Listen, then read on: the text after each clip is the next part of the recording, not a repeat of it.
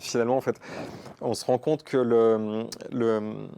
l'enjeu dans les produits ultra transformés, c'est de nous rendre accro à la nourriture. C'est le deal, hein, c'est le jeu économique. En fait, le but, c'est de racheter et de manger, manger, manger.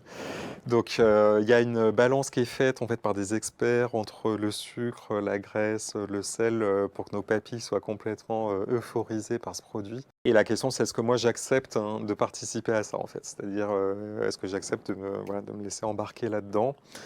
Donc ça demande à un moment donné le courage aussi de sortir de ça et d'essayer de remanger comme nos grands-parents, par exemple. C'est souvent ce que je donne comme exemple, parce que ça prend en compte si on n'a pas déménagé, si on grandit à l'endroit où ont vécu nos grands-parents, on est dans le même écosystème aussi. Et souvent, Ça favorise. il n'y avait pas en fait tous ces produits ultra transformés, cette agro-industrie qui a complètement changé la donne. Parce que là, en fait, on est en train de parler d'atrocités nutritionnelles en fait, quand on parle Ah oui, du régime occidental, c'est-à-dire que on en est là.